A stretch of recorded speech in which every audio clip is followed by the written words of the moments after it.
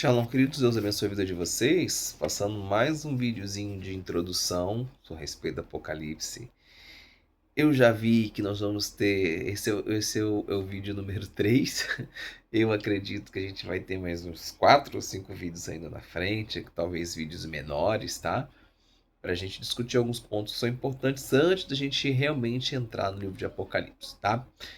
Hoje eu vou falar um pouquinho mais sobre os cuidados da linguagem, tá? É, A gente tem que ter cuidado porque Apocalipse foi um livro escrito aproximadamente 2000 anos atrás. Então, as figuras de linguagem, as piadas, os paralelismo, ou não saiu correta a palavra, mas o paralelo entre as coisas não podem ser interpretadas como as coisas que nós temos no dia de hoje. A gente chama isso de anacronismo. O que é anacronismo? É você interpretar algo do passado com a visão do hoje, né? Então, como um exemplo para vocês, se eu falo para você que eu estou morto de cansado, você vai entender que eu não estou morto. Eu só estou cansado, cansado ao ponto de me sentir como morto.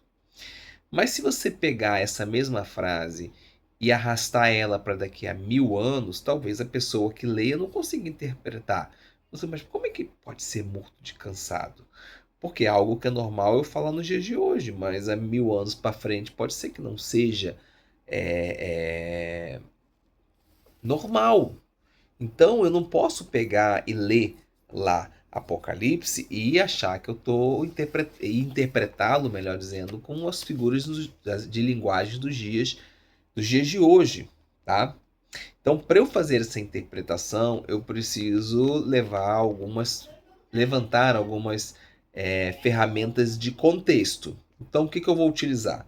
Eu posso utilizar a história, né? A história vai me contar sobre coisas daquele tempo, né, que podem me ajudar a interpretar, como a gente tem trazido alguns elementos históricos nos vídeos anteriores. Você tem a questão da cultura. Se eu conheço a cultura greco-romana, se eu conheço a cultura judaica, fica mais fácil para eu interpretar, né, a cultura da época. Eu tenho a própria Bíblia, outros livros da Bíblia que podem me dar uma ideia do que estava acontecendo, né? Eu tenho, por exemplo, a literatura antiga, como a literatura dos pais da igreja, que também pode me dar uma ideia, e a arqueologia, que também pode me direcionar, tá? Então, Apocalipse, né, a gente chama de Apocalipse por causa da palavra grega, né? Apo tem um sentido de afastado, né?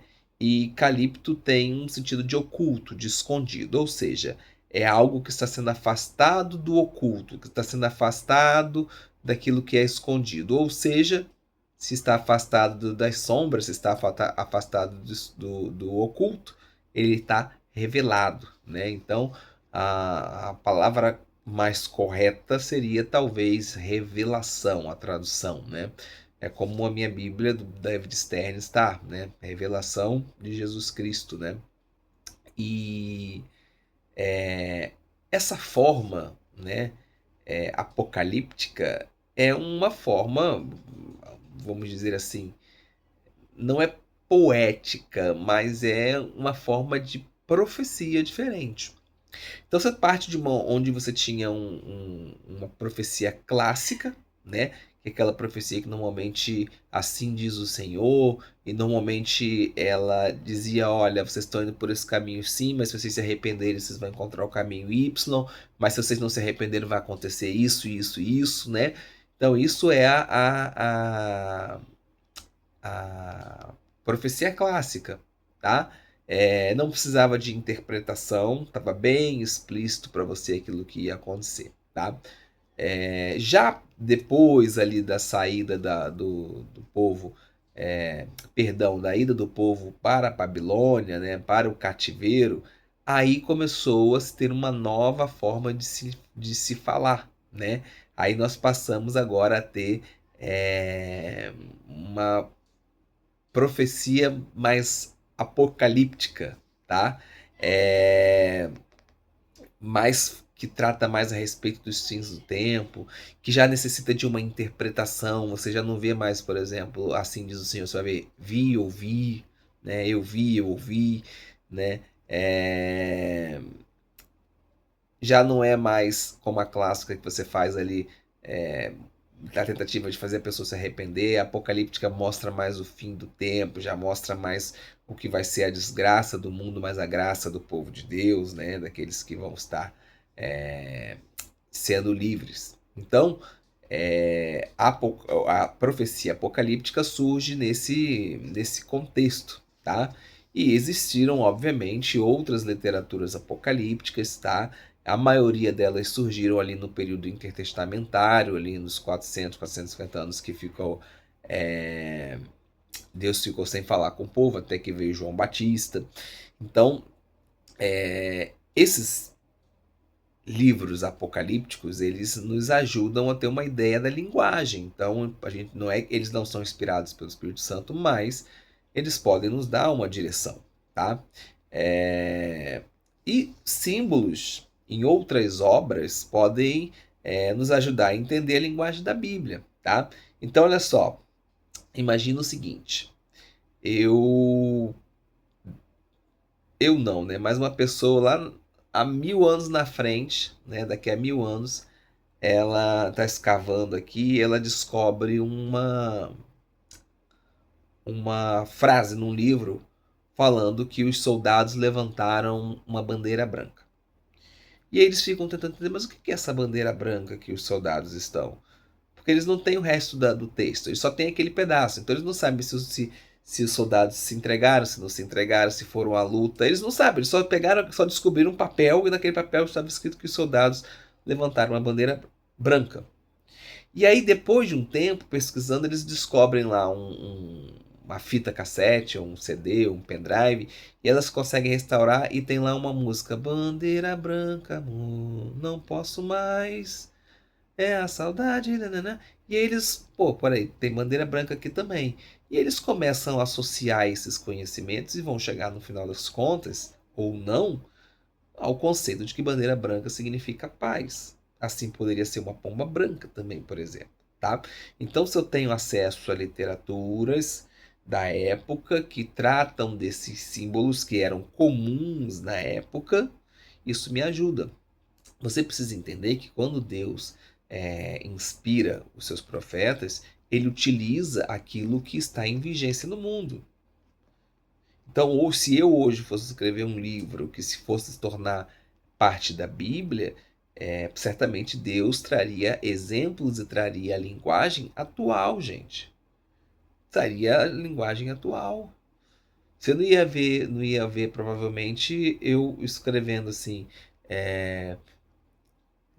vós deixais Deus para servir os Baalins ou para servir os falsos deuses.